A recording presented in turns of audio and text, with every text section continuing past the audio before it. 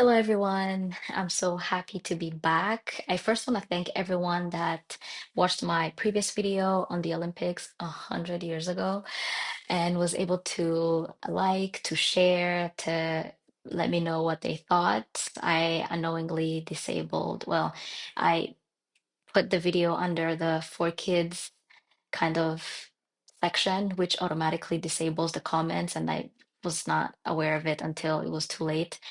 But then I was able to fix it. And hopefully for this video, you're able to also share your ideas after I share mine. I hope you enjoy this video. And yeah, thank you so much for subscribing. Honestly, I don't take it for granted. I find it a blessing for that we have like all these tech stuff to be able to share our ideas with a lot of people worldwide. Now, on today's State of the World, we are going to go visit a country, the land of a thousand hills, Rwanda. On April 7th in 1994, after the crash of the late President Juvenal Habyarimana, what had been a long-standing ethnic hatred, discrimination with sporadic massacres, culminated in the genocide against the Tutsi in 1994.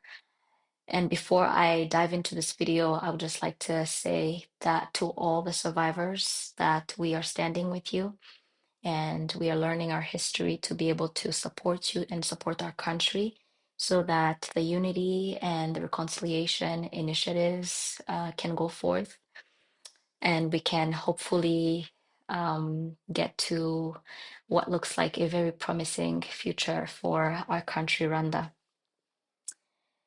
Now, I think this year was the first time that I truly immersed myself in the testimonies of the genocide survivors. I also watched a lot of accounts, perpetrators' accounts of the events and what happened. It's a heavy history, and interacting with it for me has been very challenging. I could barely comprehend some of these things. It's it's so inhumane. You almost think it's fiction. It almost sounds like fiction. So I can only imagine what people who went through this for years, months, days, however long they went through it, um, endured, and what their psychology might have been, how their psychology might have been affected because of the fact. Now, Rwanda has really tried to do so many great things to be able to rebuild the country post-genocide, promote unity, reconciliation, and they've done that through the Unity Club, which was an initiative that was spearheaded by the First Lady of Rwanda, Jeannette Kagame, alongside other influential individuals. And together with other partners like the Rwanda's Unity and Reconciliation Commission, they've created a platform to honor the individuals who carried out extraordinary acts of courage and humanity during the 1994 genocide, and people who continuously help rebuild this country through other reconciliation efforts.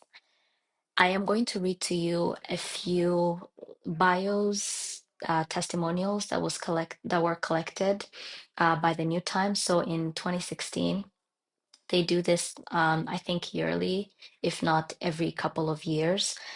But they have a platform that recognizes these individuals that they came to name Abarinzi b'Igihango, or loosely translated as the guardians of the covenant, this covenant of unity and reconciliation that the country has embarked on.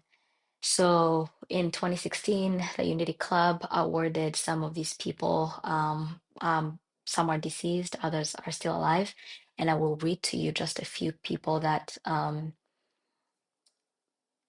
we could learn from. And it's a few testimonies. All of them are great and they did wonderful things, but these are a few that I selected. So let's go through them. And yeah, the first individual is Elise Barangwanzare, who is deceased, born in 1948 to Rudahungwa and Nyiramuhwe in Ganzo Cell, Muyogwe sector, Gakenke district. Rwarangwanzare was an affiliate to the ruling genocidal political party, the National Revolutionary Movement for Development, MRND.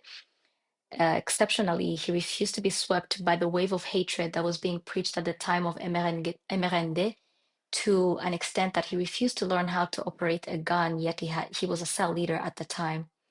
He rescued two children from Kabingo cell and hid them in his area. Baringwanzare also urged people residing in his cell not to participate in the genocide. In 1995, he became the sector chief and would play a key role in fighting the deadly attacks by infiltrators, also known as Abacengezi, in the late 1900s through early 2000s, during which many people were killed. Barangwanzare provided valuable information needed by the National Military Defense to defeat insurgencies and was instrumental in encouraging his citizens to cooperate in fighting Abacengezi.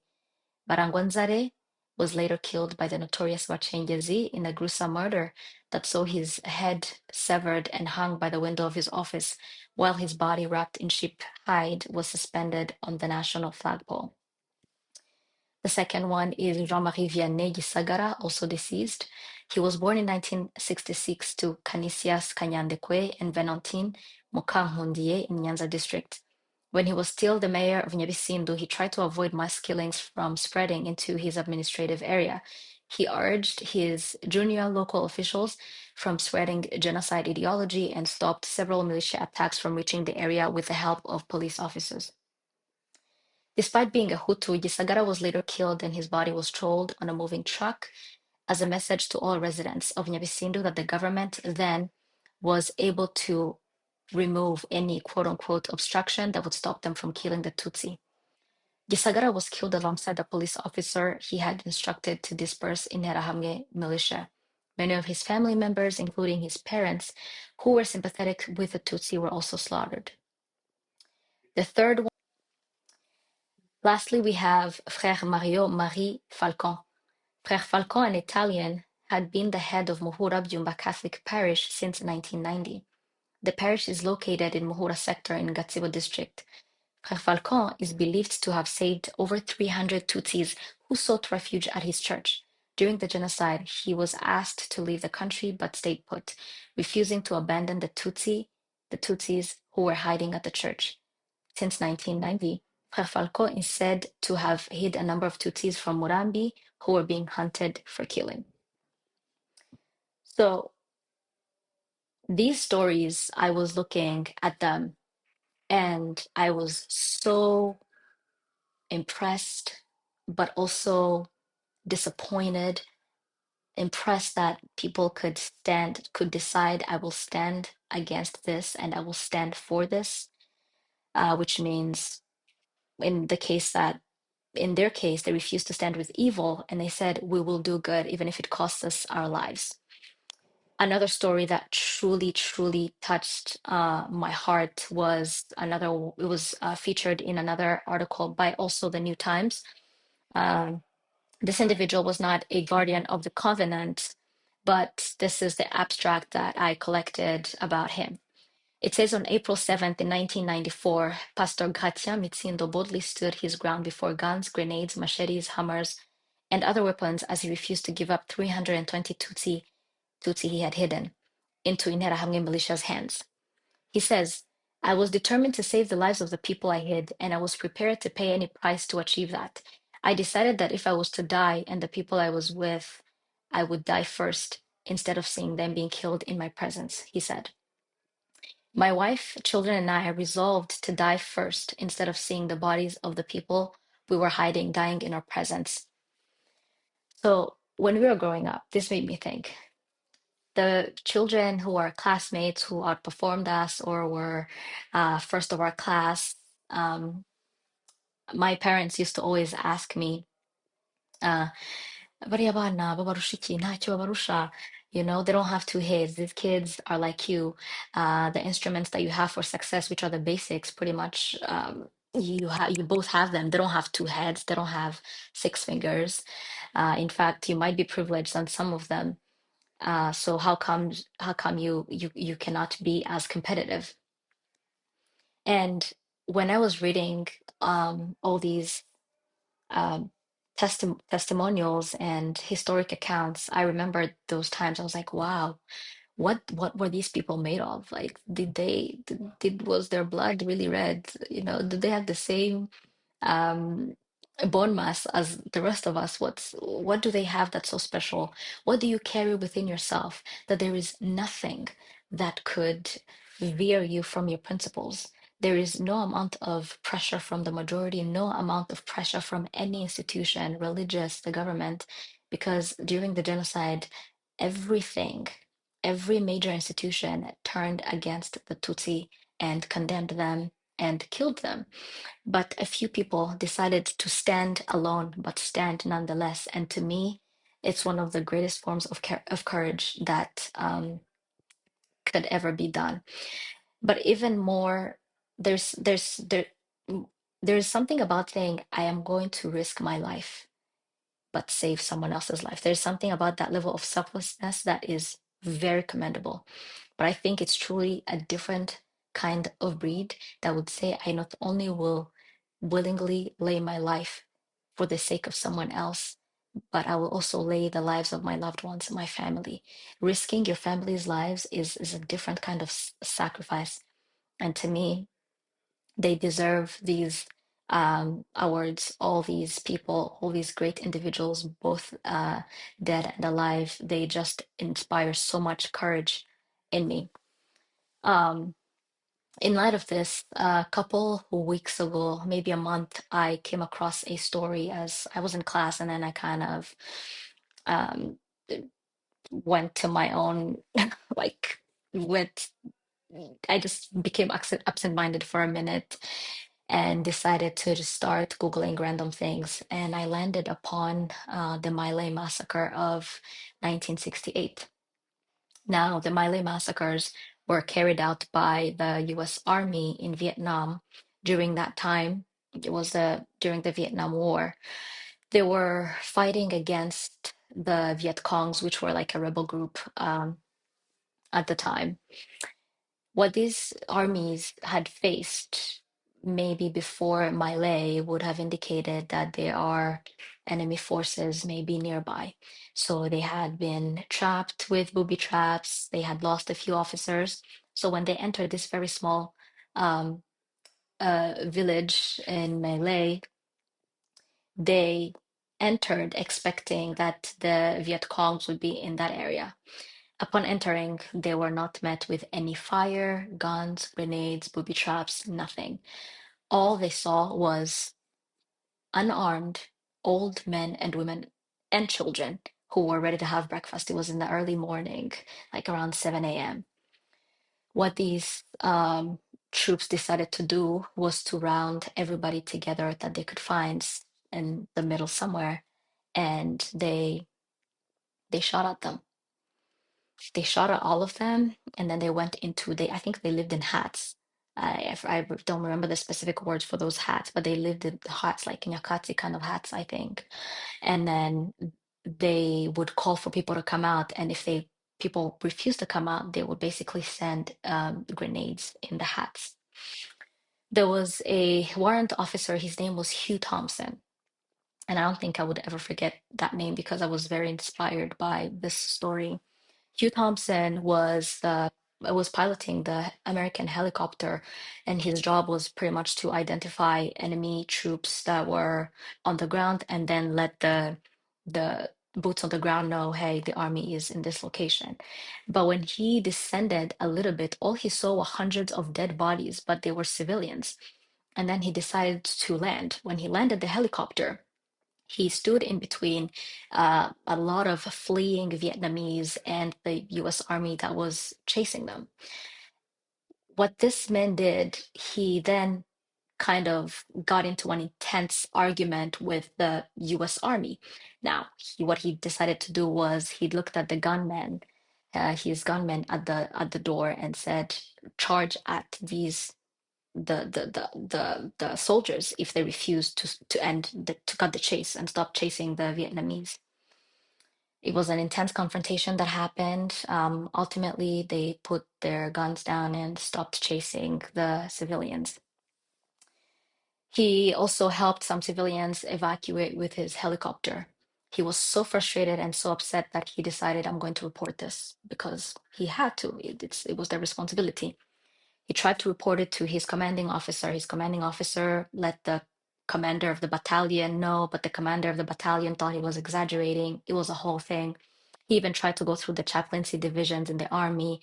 Nobody ever reported anything. And then, I don't know, a couple years, maybe months, an individual decided to send letters to the White House, the chief of staff, and some congressmen, and they started an investigation.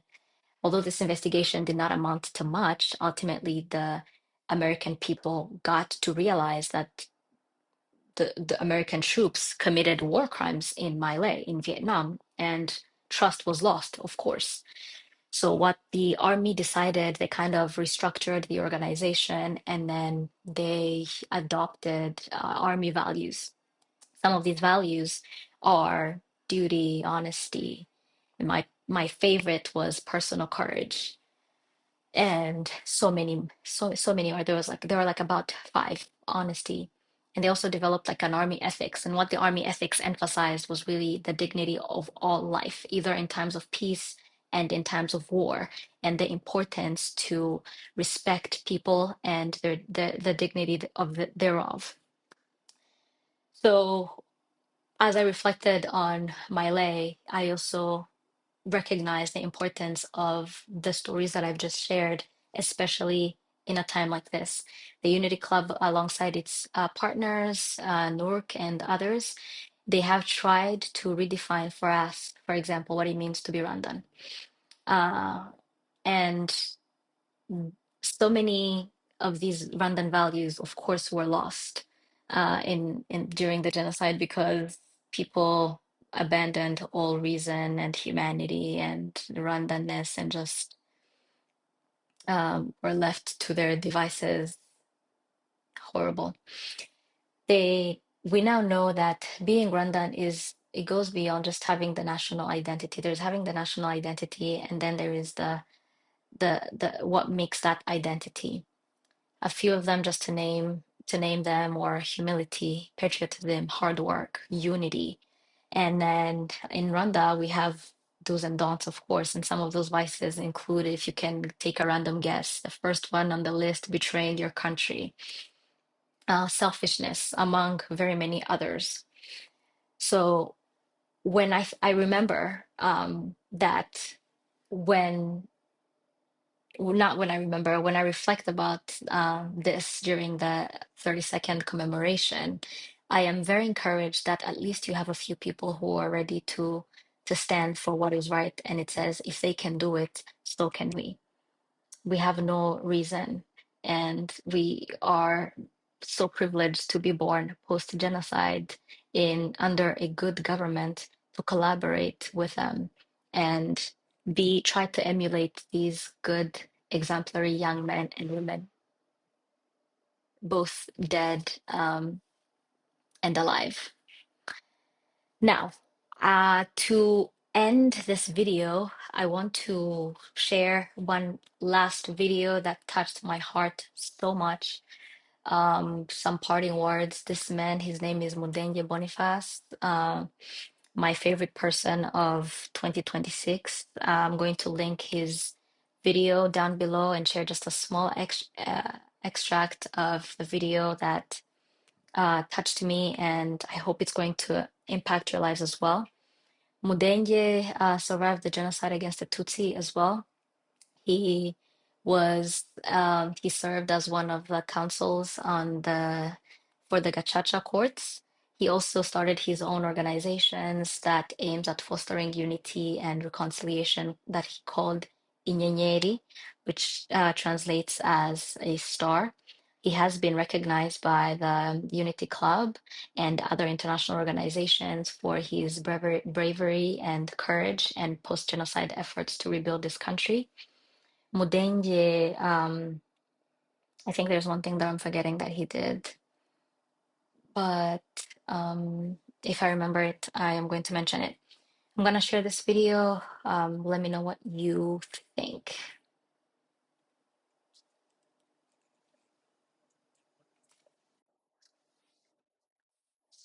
nkabaha inama nkavuga ati duhamagara abacitse ku icumu dusandara. Ibyo nagiye nshima Imana, ariko noneho ntibijebura guha ibiro umuntu, nanjye numva bimpaye ibiro umuhungu wanjye. Iki kibazo mbajije umudamu wanjye, nubwo twasangiye amateka, igihe gacaca zari zimeze nabi, nari mfite ibintu bibiri bingoye. Nabaga nkurikirana ibya gacaca, harimo abacitse ku icumu, mwafite ibikomere bashaka no kwihimura, ariko ntanga bwa butumwa mvuga nti nyabuna kakenda nababwiye ntimukakambare, ariko ntibaburaga kugira umushaka kunyuza, yaba yarabuze n'inkima ariyo bari agashaka kuzigira 20, ibyo byabagaho.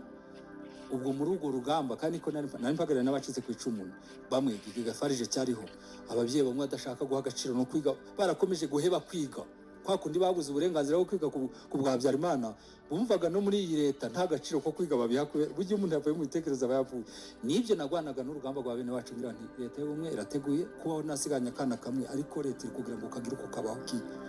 Igihe nagwanaga n'ibyo, umudamu wanjye hari igihe kimwe nasanze amerewe nabi, ibirayi byanjye kubitera umuti byarazimiye, byarapfuye. Nari mfite ingaho bita muri kaminuza ya Mudende, nari nkiyobora batarayigurisha, abadivaniti bayigurisha Minadefu, umushumba yigurishiriza kubera Mudende mpora niruka muri ibyo. Umudamu wanjye mvuye i Kigali, nemvuye kwa Mukandaganzwa, hari kese yari iriho ngiye kuyibwira Mukandaganzwa, sanga umudamu asa n'uwagwaye intekerezo, ndamubwira ndamusomera, besite twahujwe na Bibiliya wampaye, bituma umudamu wanjye niyo yakureheje, niko namubwiye, ariko ndi seri, urarebe ntazafasha abandi we nkakureka, wibuke nzitaterera kuntema saa 8. Niyo nagize uriya mwana tubyaranye mwita niyo nagize uzizira zina, niyo nagize nuko nagize Imana, cyagenze itatera ashaka kuntema. Iya ntema bari gusigarana, niyo nagize niratukunda imfura yawe, ukaba uriho nk'umupfakazi wa jenoside nk'uko abandi bari. Mvuze ibyo, iryo jambo nijyo namubwiye, mvuze ibyo kugira ngo ufate Mudenge nk'usatiye kabiri, uruhande rumwe rwapfiriye muri aya mateka y'ibibazo nihaye. Sindi mudugudu, sindi gitifu, sindi meya, sindi umusirikare, sindi polisi, ariko amateka afite icyantegisi. Sinzabona umuntu arengana nangwa mbona ibiri gupfa, mbona leta y'ubudasa izanye uburyo bwo kongera kwiba ngo Mudenge mvuge ngo bira ntibindeba.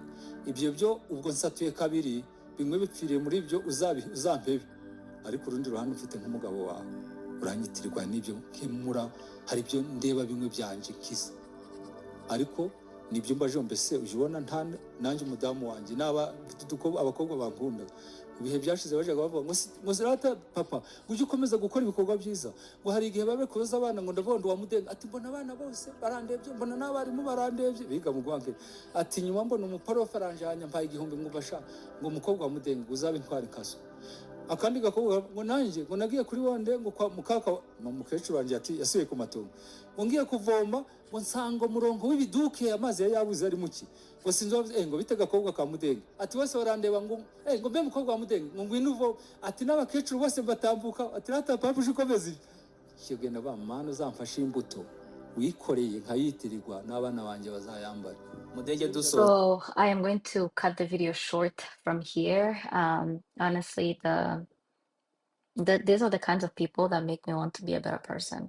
When I see people like this, Mudenge has challenged me, and I am so grateful that this country has people like him, and that hopefully under these very positive and strengthening initiatives, we can all reach to the level of personal courage so that there is no amount of pressure, whether domestic or international or intrinsic, whatever it is, that could ever make Rwanda relive 1994 or anything similar to that. Thank you very much for watching this video. I hope that it is going to encourage people. And I am very blessed to be part of the Rwandan history, no matter what it is. Like Mudenge said, he is not serving in any official capacity. He is not part of the government. Yet, because of our shared history, he is obliged to fulfill a responsibility towards Rwandans and towards the country.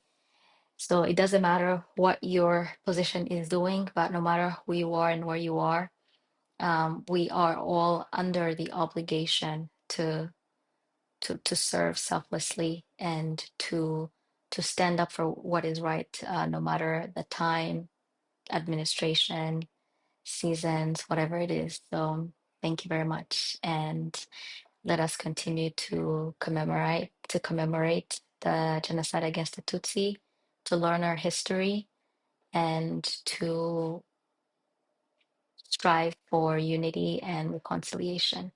Twibuke twiyubaka.